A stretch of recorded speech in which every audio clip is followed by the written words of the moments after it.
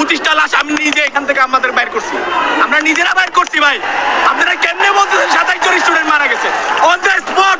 একটা ক্লাস নাই হয়ে গেছে, ওই ক্লাসের মধ্যে 40টা স্টুডেন্ট আছে ওখানে। আপনারা কেমনে বলতেছেন? দয়া করে এই ছোট বাচ্চাদের লাশ নিয়ে আপনারা খেলিয়েন না ভাই। আপনাদের পায়ে ধরি, হাতে ধরি, আপনারা এই ছোট বাচ্চাদের লাশ নিয়ে খেলেন না ভাই। আপনাদের কাছে একটা অনুরোধ, আপনারা যেটা সত্য সেটাই বলেন, আমরা আপনাদেরকে কিছু করবো না। আপনাদের দোষ আপনারা সেটা স্বীকার করেন। এটা সম্পূর্ণ বিমান বাহিনীর দোষ, এটা সম্পূর্ণ সরকারের দোষ। সরকার কেন দেখা নাই? সরকার এটা কেন এত 1900 সালের বিমান কেন ইউজ করতে বলবে? গেছে রাতের 1টা বাজে আপনারা লাশ নিয়ে যাচ্ছেন, কেমনে নিয়ে যাচ্ছেন? আপনাদের লজ্জা করে না? আপনারা সৈন্য হয়েছেন।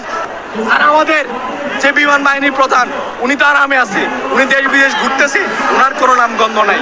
উনি ওনাদের ছেলেবেলা যা আছে, চামচা যা আছে, সবাইকে এখানে পাঠায় রাখছে। আমাদের গায়ে হাত তুলতেছে। হ্যাঁ, আমরা এখানে কষ্ট করে বাচ্চাদেরকে বাইর করছি, ওরা কিচ্ছু করে নাই। ওরা এখন আমাদের গায়ে হাত তুলছে, আমাদের দোষ বলে। হ্যাঁ, এটা কোন ধরনের কথাবার্তা?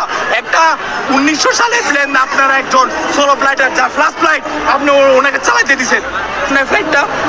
আপনি কি প্লেনটা চেক করেন নাই? চেক করে কোন বিমানটা আপনি কিনতে 25,000 কোটি টাকা নাই হয়ে যায়? 2018 সালে যখন বিমান বাহিনীর জন্য সেই বাজেট দেওয়া হয় 25,000 কোটি টাকা, 25,000 কোটি টাকা জেনারেল কথা, মানে ওর বাপের টাকা, এটা আমাদের বাবার টাকা দিয়ে ট্যাক্স দিয়ে চলে আসে। এই টাকাটা, এই টাকা দিয়ে কেনা কথা ছিল বিমান, সেখানে বিমান কেনা হয় নাই। টাকা মাইরে দিচ্ছেন, পাচার করে দিচ্ছেন, রেমিটেন্স বার করে দিচ্ছেন, তাহলে আর কি থাকে?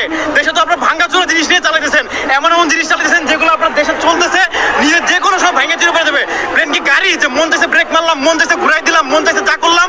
এটা প্লেন, এটা যে কোনো সময় যে কোনো কিছু করা যায় না, যে কোনো সময় যে কোনো কিছু হইতে পারে। একটা সেকেন্ড, একটা বিমান হাইয়েস্ট গেলে 500 থেকে 700 কিলোমিটার প্রতি ঘন্টা থাকে। একটা গাড়ির কোনো সম্ভব এরকম স্পিডে থাকা? একটা প্লেন কি যেন তেন সময় 1 সেকেন্ড মানে কি? 1 সেকেন্ড মানে একটা প্লেন 500 থেকে 600 মিটার পার করে ফেলছে। তো যে কোনো সময় যে কোনো কিছু হইতে পারে। তো এই জিনিসগুলো বিমান বাহিনীর প্রধানদের আগেই দেখা উচিত ছিল।